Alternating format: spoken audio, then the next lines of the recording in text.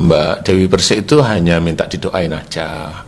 Cuma memang yang saya amati, memang banyak sekali sih di tubuhnya itu jin ya sebenarnya. Kalau dia tidak tobat kepada Allah Ta'ala, mohon ampun. Tobat itu berarti ada dasarnya memohon ampun, kemudian dia tidak melakukan lagi. Nah, itu tobat. Jarang sekali muslim itu paham bahwa dia telah marah, jadi jarang mohon ampun. Nah, kalau seseorang sudah jarang mohon ampun, inilah jin itu masuk terus-menerus. Semakin dia melanggar ayat-ayat Allah, semakin selain jin, ifrit sama anak buah dajjal itu akan mengunci sebenarnya. Nah, ini yang sulit dikendalikan, kecuali memang orang tersebut mendapatkan hidayah. Lu punya misteri apa sih emang? Iya ada. Gua nggak membongkar. Kita membongkar. Kan ada yang bilang gitu ya. Apa? Salah satu oknum katanya itu kiai, tapi katanya entahlah itu kiai apa itu dukun, mengatakan bahwa tubuh saya ini terdapat jin karena sering cerai. Hah? Ada jinnya katanya. Ada hodamnya. Sekarang saya mau tanya nih Pak Dukun, kalau misalkan dalam tubuh saya ini banyak jinnya dan saya bisa cerai, lagi mana nggak mau cerai Pak kalau duitnya diambil terus Pak? Halo Sobat Fakta 5D, ketemu lagi dengan 5D yang terus mengabarkan fakta viral seputar selebritas tanah air yang terus saja bikin berita, dan dengan berita mereka tetap eksis di ranah media.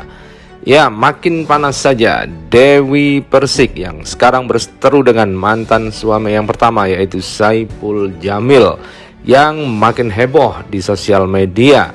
Hal ini membuat para netizen mengungkapkan fakta-fakta menarik soal Dewi Persik. Salah satunya, netizen mengunggah apa yang dikatakan oleh Ustadz Danu bahwa Dewi Persik pernah minta doa kepada Ustadz Danu, entah itu mengunjungi rumahnya atau pada sebuah acara. Ustadz Danu mengatakan bahwasanya dalam tubuh Dewi Persik itu banyak jinnya, sehingga jin-jin itu mempengaruhi Dewi Persik, sehingga emosionalnya sangat tinggi. Karena jin-jin yang masuk kepada manusia itu pastinya akan mengurangi logikanya dan mempengaruhi emosinya.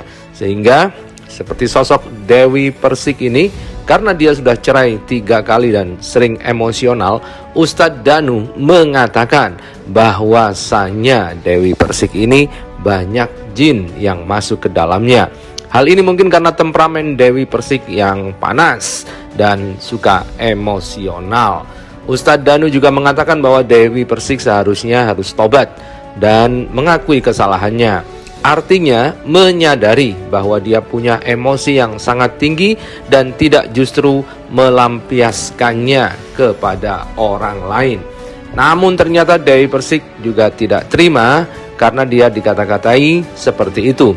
Maka dia anggap bahwa Ustadz Danu ini adalah dukun.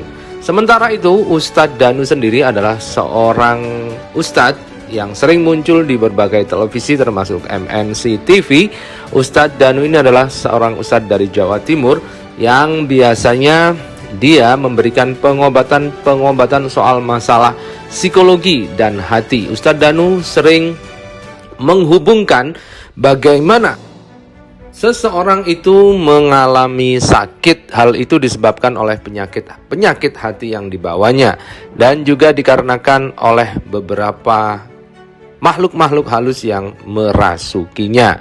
Hal ini bukan karena makhluk halusnya, tetapi karena memang hati manusia yang memang mudah kotor, sehingga dari hati yang kotor itu akan menimbulkan efek psikologis yang nantinya akan menjurus ke fisik.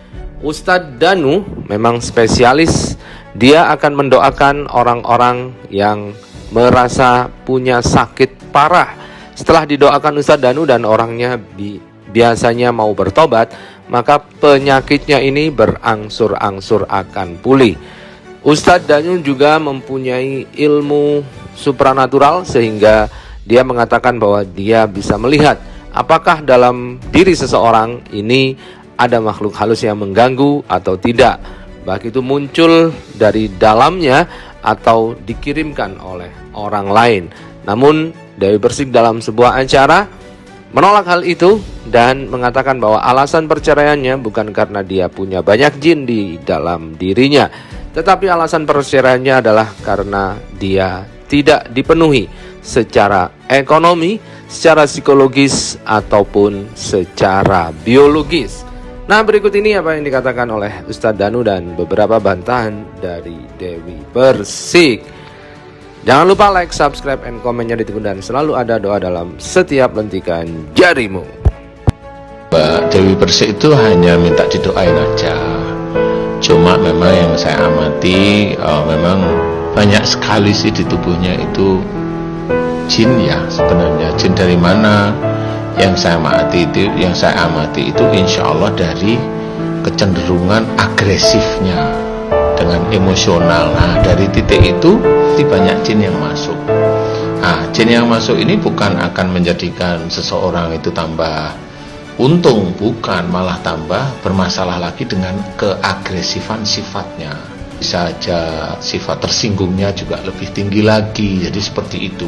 Semakin banyak jin yang masuk di sifat-sifat tidak baik seseorang, jadi bukan DP aja, seseorang, siapapun seseorang, kalau dia tidak tobat kepada Allah Ta'ala, mohon ampun. Tobat itu berarti ada dasarnya memohon ampun, kemudian dia tidak melakukan lagi. Nah, itu tobat. Jarang sekali muslim itu paham bahwa dia telah marah, jadi jarang mohon ampun. Nah, kalau seseorang sudah jarang mohon ampun, inilah jin itu masuk terus menerus.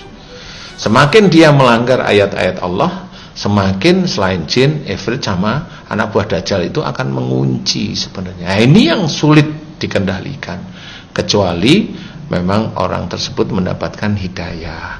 Nah, jin-jin inilah yang saya amati dari sisi agresifnya beliau, Mbak DP, kemudian emosionalnya beliau, kekakuan hatinya. Walaupun beliau itu sehari-hari memang banyak senyum, tetapi kan punya karakter asli yang itu tidak bisa ditutupi kalau dia ada masalah mamanya. Nah, kalau ada masalah langsung naik mamanya.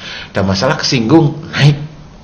Ada sesuatu diberi nasihat tidak mau. Nah, ini kekakuan. Jadi sifat-sifat itu punya, walaupun kalau dalam sehari-hari di entertain atau ini kan banyak senyum, ini seneng, lucu-lucu kan gitu ya. Ini menurut saya itulah yang saat ini terjadi pada Mbak DP istilahnya. DP dilihat dari mata batin Ustadz sendiri, DP itu kebanyakan di titik bawah.